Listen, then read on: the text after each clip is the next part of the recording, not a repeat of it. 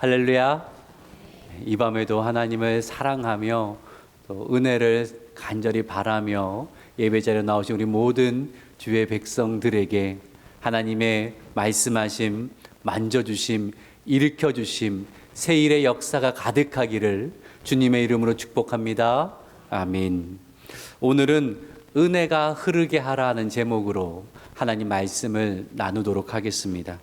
지난 시간 사무엘하 9장을 우리가 살펴보면서 다윗이 사울의 손자 무비보셋에게 은혜 베푼 이야기를 함께 묵상을 했습니다. 무비보셋은 한때 왕가의 후손으로서 존귀한 삶을 살았습니다. 하지만 사울 왕이 죽고 그 왕가가 몰락한 이유는요, 생명을 지키기 위해 숨어 지내야 되는 아주 비참한 삶을 살아야 했습니다. 사람들의 눈에 띄면 죽임을 당할 수 있기에 그저 잊혀진 존재로 살아가야만 했습니다. 그러나 다윗의 은혜가 그의 인생을 완전히 바꾸어 놓았죠. 다윗은 사울에게 속했는 모든 토지와 종들을 그들에게 돌려주었습니다. 그리고 날마다 왕의 식탁에서 함께 식사할 수 있게 하였습니다. 더 이상 버려진 인생도 아니고 실패한 인생도 아니고 소망 없는 인생도 아니었습니다. 다윗의 그 베푼 은혜로 인하여서 존귀한 인생이 되었고 승리하는 그러한 인생이 되었던 것을 우리는 사무엘하 9장에서 살펴봤습니다. 그리고 이 사무엘하 9장에 다윗이 무비보셋에게 은혜를 베푼 이 이야기는 그저 다윗의 어떤 선함을 보여주는 이야기가 아니라 하나님이 우리에게 베푸신 그 은혜를 잘 보여준다라는 말씀도 드렸습니다.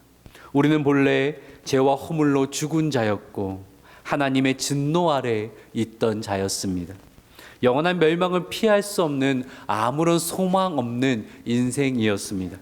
그러나 하나님은 저와 여러분을 예수 그리스도 안에 택하사 사랑하기로 작정하시고 예수 그리스도의 생명을 통하여서 우리를 존귀한 자녀로 삼아주셨습니다. 그래서 우리는 이제는 하나님의 기쁨이 되었고 하나님의 은혜의 대상이 되었다라는 거죠.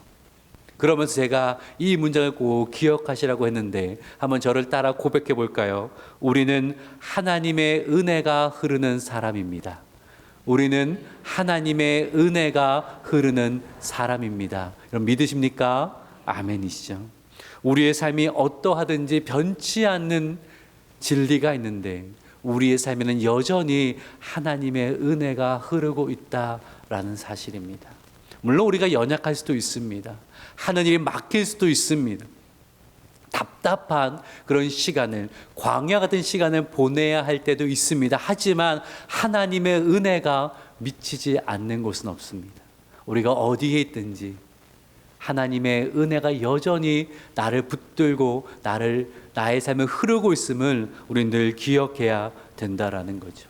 그러기에 이 신앙을 가진 사람은 절망 중에 다시 소망을 품을 수 있고요, 환난 중에도 기뻐할 수 있습니다. 부디 이 은혜를 깊이 알아가며 은혜를 붙드는 저와 여러분 되시기를 주님의 이름으로 축원합니다. 아멘. 이제 사무엘하 10장으로 와서는요, 이 놀라운 은혜를 입은 자로서 우리는 어떻게 살아야 할까, 이것을 좀 살펴보려고 합니다. 오늘 제가 드리고 싶은 말씀, 그리고 오늘 본문이 우리에게 주시는 교훈은 분명합니다. 오늘 설교의 제목이죠. 받은 은혜가 흐르게 하라. 받은 은혜가 흐르게 하라. 은혜는 내 삶에 고여 있으면 안 됩니다. 은혜는 흘러가야 됩니다. 흘러갈 때에 내 삶도 은혜로 풍성해지고 내 주변 사람도 그 은혜로 풍성해지고 하나님의 복을 누릴 수가 있다라는 거죠. 한번 저를 따라해 볼까요? 은혜가 흐르게 합시다. 다시요. 은혜가 흐르게 합시다. 은혜가 흐르게 합시다. 오늘 본문에는 이스라엘과 이 암몬 사이의 전쟁 기사를 담고 있습니다. 단순한 역사의 기록을 넘어서 은혜 입은 자가 어떻게 그 은혜를 흘려보내야 하는지를 잘 보여주고 있습니다. 오늘 말씀을 통하여서 하나님의 그 귀한 은혜를 받은 우리가 어떻게 살아가야 되는가, 어떻게 그 은혜를 나의 삶의 자리에서 흘려보내야 될 것인가를 함께 고민하고 또 기도하며, 그리하여서 은혜를 흘려보내는 복된 인생으로 살아가는 저와 여러분 되시기를 주님의 이름으로 축복합니다. 아멘. 두 가지를 말씀을 드리고 싶습니다. 첫 번째는 은혜를 입은 자로서 뭘 하라고요? 호의를 베풀라라는 것입니다. 은혜 입은 자로서 은혜를 베풀라라는 것입니다. 오늘 보면 1절과 2절을 보니까 오늘 말씀이 어떻게 시작되냐면 암몬 자손의 왕이 죽고 그의 아들 한온이 대신하여 왕이 되었다라고 말하고 있습니다. 그러니까 이 왕은 나하스 왕인데 나하스가 죽고 그의 아들 한온이 왕이 되었습니다. 그 이야기를 들은 다윗이 신하들을 조문을 보내는데 그때 이렇게 이야기를 합니다. 우리 2절의 말씀 볼까요? 같이 한번 읽어볼까요? 시작. 다윗이 이르되 내가 나하스의 아들 한운에게 은총을 베풀되 그의 아버지가 내게 은총을 베푼 것 같이 하리라 하고 다윗이 그의 신하들을 보내 그의 아버지를 조상하라 하니라. 다윗이 신하들이 암몬 자손의 땅에 이르매. 뭐라고 말하죠? 나하스가 그 왕이 나에게 은혜를 베풀었는데 내가 그것을 기억하니 나도 은혜를 베풀고 싶다, 나도 호의를 베풀고 싶다라고 시작된 것입니다. 근데 성경 어딜 봐도 나하스가 다윗을 어떻게 도왔는지, 어떤 은혜를 베풀었는지 기록되어 있지는 않습니다. 많은 사람은 축축컨대 다윗이 사울 왕의 피해 도망 다닐 때에 나하스가 도와준 것이 아닌가라는 생각을 합니다. 왜냐하면 암몬 왕 나하스는 사울과 관계가 아주 좋지 않았습니다.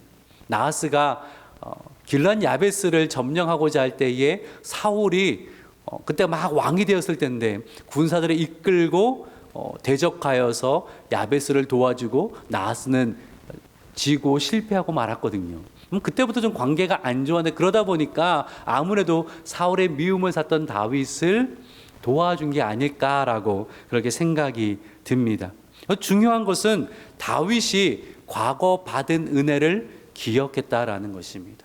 그리고 그 기억을 따라 은혜를 다시 흘려보내기로 결심했다라는 거죠. 은혜를 입은 사람은 그 은혜를 자기 안에 묶어두려고 하지 않습니다.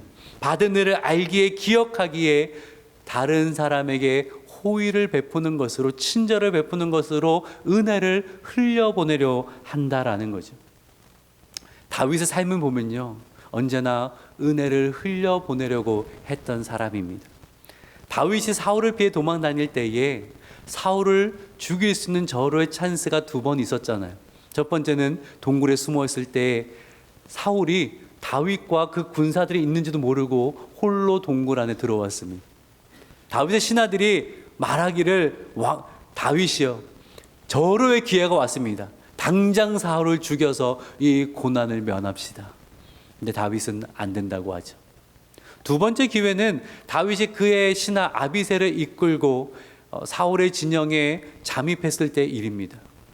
모든 사울의 군사가 다 깊은 잠에 들었습니다. 하나님의 도우심이죠. 사울 잠들었는 사울 곁에까지 갔습니다. 아비새가 말합니다. 당장에 죽입시다. 근데 그때도 다윗은 안 된다고 하죠. 왜 그 귀한 기회를 2번이나 그냥 날려 보냈을까요?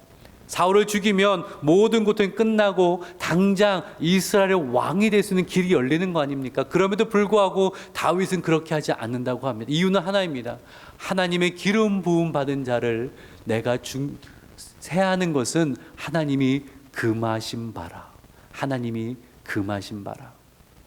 다윗의 관심은요, 늘 하나님께 있었어요.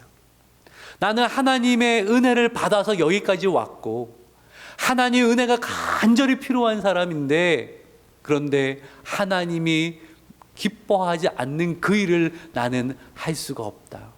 나는 악을 악으로 갚지 아니하겠다. 오히려 나는 악을 선으로 갚겠다. 은혜를 은혜로 갚겠다라고 그렇게 이야기하는 거죠. 왜냐하면 그럴 때에 하나님이 나에게 더 놀라운 은혜를 베풀어 주실 것을 다윗은 확신했다라는 거죠. 은혜 입은 자의 특징은 바로 이것입니다. 은혜 입은 자, 그 삶 가운데 하나님의 은혜가 풍성히 흐르는 사람은 악을 악으로 갚으려고 하지 않습니다. 내가 누군가에 받는 악을 악으로 갚으려고 할 때는요, 내 마음에 은혜가 메말라 있을 때입니다. 그렇죠? 내 안에 은혜가 충만할 때는 악을 악으로 갚으려는 것이 아니라, 그럼에도 불구하고 나는 선을 행하기를 소망하고 은혜를 베풀기를 소망하게 된다라는 거예요. 그러기에 우리는 질문을 던져봐야 됩니다. 나는 지금 누구에게 선을 베풀고 있는가? 나는 누구에게 하나님의 그 은혜를 흘려보내고 있는가? 나는 무엇을 나누고 있고 무엇을 베풀고 있고 무엇을 드리고 있는가? 만일 내 삶 가운데 베푸는 것이 사라졌다면 그것은 무엇을 반증합니까? 내 안에 은혜가 메말라 가고 있다라는 거예요. 하나님 주신 은혜를 꽉 쥐고만 있으려고 한다면 하나님의 새로운 은혜가 들어올 그 통로가 막혀버리고 만다라는 거예요. 그러기에 은혜를 더 풍성히 누리는 법은 그 은혜를 흘려보내는 것입니다. 주변에 나의 흘려보낼 그 사람들이 있지 않습니까? 여러분, 그들을 외면하지 마십시오. 그들에게 사랑을 흘려보내고 관심을 흘려보내고 또 진리의 말씀을 흘려보내고 그렇게 은혜를 흘려보낼 수 있는 저와 여러분 되시기를 주님의 이름으로 축원합니다. 아멘. 한 가지 더 말씀을 드리고 싶은데요, 그 두 번째는 이것입니다. 같이 한번 읽어볼까요? 시작. 수치를 가려주라. 수치를 가려주라. 자, 오늘 본문의 말씀을 들여다보면 암몬으로 간 신하들이 엄청난 수치를 당하는데요, 3절과 4절의 말씀입니다. 3절의 말씀 보면 이제 다윗 왕의 신하들이 조문하러 왔을 때에 그 한눈에 신하들, 암몬 자손의 관리들이 뭐라고 말합니까? 이거 다윗이 조문하러 신하들을 보낸 것이 아니라 염탐하러 보내는 것입니다. 그냥 돌려보내면 분명히 우리에게 큰 해가 있을 것입니다.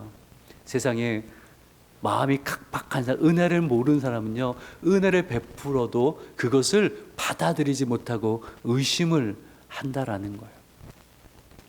그런 일들이 일어나는 거예요. 그러자 4절을 보니까 한눈이 어리석게 어떻게 합니까? 우리 4절의 말씀은 같이 한번 읽어볼까요? 시작. 다윗의 신하들을 잡아 그들의 수염 절반을 깎고 그들의 의복의 중동 볼기까지 자르고 돌려 보내매. 사람들을 조롱거리로 만들어버립니다. 수염을 절반에 깎아버렸대요. 히브리인뿐만 아니라 고대 근동사회에서는요, 남자의 이 수염은 성인 남성으로서 존엄과 명예를 상징했습니다. 이 노예와 죄인은 수염을 기르기가 어려웠거든요. 수염이 있다는 것은 나는 존엄한 사람인 것을 드러내는 표징이었습니다. 특별히 레위기 19장을 보면 경건한 유대인에게 수염은 신앙의 상징과도 같았습니다. 근데 그 수염을 강제로 깎아버렸다는 것은 그 존재 자체를, 그들의 신앙의 정체성을 완전히 짓밟아 버린 거예요. 근데 절반만 깎았대요. 절반 깎았다, 이렇게 깎았다라고 해석을 하기도 하지만 또 반대로는 이 절반은 완전 이렇게 깎았다라고 해석을 하기도 합니다.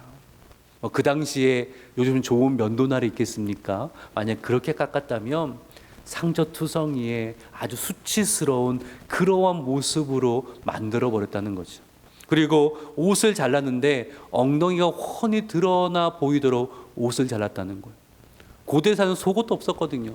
옷을 잘랐다는 것은 그 부끄러움을 다 드러나게 만들었다라는 거예요. 사람들 앞에 얼굴을 들 수 없는 그러한 망신을 줬다라는 거죠. 이제 다윗이 신하들이 당한 수치스러운 일을 보고받았습니다. 그럼 왕이란 보통 어떻게 할까요? 첫 번째로 정치적으로 이용할 수 있습니다. 이 신하들이 받은 그 수치를 온 백성에게 알려주는 겁니다. 이런 수치를 받았다. 봐라, 이 꼴을 어떻게 할 거냐 하면서 백성들의 분노를 일으키고 그걸 통하여서 지지를 얻으려는 거죠. 정치적으로 왕이 그 지지를 얻는 가장 좋은 방법은 그렇게 외부를 향한 백성들의 분노를 일으키는 겁니다. 그리고 나서 싸움에 승리하면 그 왕권은 아주 견고하게 강화되는 거거든요. 그렇게 정치적으로 이용할 수도 있고요. 또는 신하의 무능함을 탓할 수도 있습니다. 왜냐하면 고대 사회에서 신하들이 당한 모욕은 그 왕의 수치로 여겨졌거든요. 한간에는 왕이 얼마나 못났으면, 덕을 쌓지 못했으면 신하가 그런 꼴을 당했느냐, 이렇게 말해버릴 수 있어요. 그러면 어떻게 할까요? 소위 우리가 자주 들리는 표현이죠. 꼬리 자르기. 신하들의 무능함을 탓하는 거예요. 오히려 그 신하들 벌을 줘서 어찌 너희가 무능하여서 내 체면을 구겼느냐, 내 얼굴에 먹칠을 했느냐 하고 신하들을 벌할 수도 있단 말이에요. 다윗은 그렇게 하지 않았습니다. 가장 먼저 한 것이 무엇인가? 신하들의 수치를 가려주었어요. 우리 5절의 말씀을 같이 한번 읽어볼까요? 5절 한번 읽습니다. 시작. 다윗에게 알리니라. 그 사람들이 크게 부끄러워하므로 왕이 그들을 맞으러 보내 이르기를 너는 수염이 자라기까지 여리고에서 머물다가 돌아오라 하니라. 아멘. 그 부끄러움이 드러나지 않도록 조치를 취합니다. 너네 그냥 오지 말고 여리고에 머물러서 수염이 다 자라기까지, 너희의 그 수치가 다시 없어질 때까지, 회복될 때까지 기다렸다 와라. 그들의 수치를 감싸주고 그들의 존엄이 회복될 수 있도록 그렇게 배려를 했다라는 것입니다. 여러분, 은혜는, 성경의 은혜는 수치를, 부끄러움을 덮어주는 것으로 나타납니다. 창세기 3장의 이야기 아시죠? 아담과 하와가 범죄했습니다. 뱀의, 사단의 그 거짓말에 속아서 선악 알게 나무의 열매를 먹으면 내가 하나님처럼 되어서 선과 악을 분별하고 멋진 인생을 살 거라 생각했지만, 죄가 들어오는 즉시 죄는 우리에게 수치감을 주거든요. 깊은 수치감을 느낍니다. 그래서 그것이 부끄러워서 나뭇잎으로 몸을 가리는데 그거 가려지겠습니까? 근데 하나님이 어떻게 하셔요? 가죽옷으로 그 수치를 덮어주셨습니다. 하나님 보여주신 은혜, 그 부끄러움을, 수치를 덮어주셨다라는 거예요. 이 세상이 은혜가 흐르는 은혜의 세상이 아님을 우리는 어떻게 잘 알 수 있어요? 사람들은 서로의 수치와 부끄러움을 드러내는 빠르지만 누군가 회복을 위해 사랑으로 덮어주고 기다려주고 회복시켜주는 그러한 일은 참 더디다라는 거예요. 그런데 혹 우리도 비은혜의 세상을 닮아가고 있지는 않은가? 누군가의 수치를 드러내어서 그것을 가십거리로 삼고, 누군가의 부끄러움을 드러내어서 나의 선함과 옳음을 증명하려고 하고, 내 분노를 풀으려고 하는 그런 모습이 우리에게 익숙하지는 않은가? 우리의 모습을 돌아볼 수 있어야 된다라는 거예요. 전 지금 무조건 잘못을 다 덮어주자 그런 말씀을 드리는 것은 아닙니다. 죄는 죄입니다. 돌이켜야 되겠죠. 하지만 은혜는 그 죄와 허물로 인해 사람이 무너져 버리는 것을 바라는 게 아니라 회복을 돕는 덮음이 있다라는 거예요. 잠언 10장 12절의 말씀을 같이 한번 읽어볼까요? 시작. 미움은 다툼을 일으켜도 사랑은 모든 허물을 가리느니라. 사랑은 모든 허물을 가리느니라. 사랑과 은혜는 덮어주는 것으로 드러난다라는 것입니다. 우리 주님이 우리 베푸신 은혜가 이 덮어주심의 은혜였습니다. 죄는 미워하시지만 우리의 죄를 다 드러내시지 않으셨습니다. 십자가의 보혈로 덮어주셨습니다. 한 신학자가 이런 말을 하더라고요. 그분이 수치와 부끄러움 가운데 죽으신 것은 우리의 수치와 부끄러움을 덮어주시기 위함이었습니다. 우리를 회복시키기 위해서 그 보혈로 은혜로 덮어주셨음을 우리는 잘 알고 있습니다. 그 덮어주심의 은혜를 받았기에 우리도 그 은혜를 흘려보낼 수 있어야 된다는 거예요. 주님은 우리를 덮어주심으로 세워주셨는데 우리는 그것을 누군가의 수치를 드러내므로 그를 무너뜨리려고 한다면 우리에게 은혜는 작동하지 않고 있다라는 것입니다. 사랑하는 여러분, 누군가의 수치를 드러내며 그것을 즐겨하는 그 대화에 같이 들어가지 마십시오. 그건 결코 하나님이 기뻐하시는 일이 아닙니다. 이렇게도 말씀드리고 싶습니다. 배우자의 허물을 다른 사람에게 들춰내고 드러내지 마십시오. 저는요, 좀 분을 푼다는 그게 좋을 수도 있겠지만 바깥에서 남편이 아내의 그 수치스러운 부분을 이야기하고 또 아내가 남편의 것을 이야기하고 저는 그렇게 하면 안 된다라고 생각을 합니다. 여러분, 이 세상이요, 조금만 약점만 보여도 그거 들추어내고 그걸로 가십거리 삼고 그걸로 무너뜨리는 세상이잖아요. 밖에서 그러한 세상 속에 살아가는데 가정에서도 그런 일이 있으면 되겠습니까? 사랑은 덮어주는 것이고 사랑은 감싸주는 것이고 사랑은 그를 일으켜주는 것임을 우리는 잊어서는 안 된다라는 것입니다. 말씀을 정리를 합니다. 오늘 사무엘하 10장의 말씀은 우리에게 무엇을 이야기합니까? 우리가 하나님의 은혜를 받았다면, 그 은혜를 알고 있다면, 그 은혜가 내 삶 가득 흐르고 있다면 은혜가 흘러가는 삶을 살아야 된다라는 거예요. 그 은혜를 흘려보낼 수 있어야 된다라는 것입니다. 우리가 받은 그 은혜가 흘러갈 때에 우리의 가정이 회복되어지고 우리의 교회가 건강하게 세워지는 것이고 또 더 나아가 세상이 복되게 된다라고 성경 우리에게 말씀하고 있습니다. 그럼 제가 두 가지의 것을 말씀드렸죠. 하나는 다윗처럼 호의를 베푸는 자가 되십시오. 거저 받았으니 거저 베푸는 삶을 살아갈 수 있어야 됩니다. 두 번째는 다른 이의 수치를 덮어줄 수 있는 그런 마음이 우리에게 있어야 할 것입니다. 수치를 드러내는 세상 속에서 누군가의 부끄러움을 덮어줌으로 그를 세워줄 수 있는 그러한 주님의 마음이 우리에게 있어야 할 것입니다. 그렇게 은혜를 흘려보낼 때에 나 자신도 주님의 주신 은혜로 풍성했겠지만 그 흘려보는 은혜를 통하여서 우리의 가정이 바뀌어지고 우리의 교회가 바뀌어지고 더 나아가 우리 이웃과 사회가 변화될 줄로 믿습니다. 오늘 말씀을 꼭 기억하면서 받은 은혜를 흘려보낼 수 있는 그런 귀한 은혜의 통로가 되시는 저와 여러분 되시기를 주님의 이름으로 축원합니다. 아멘.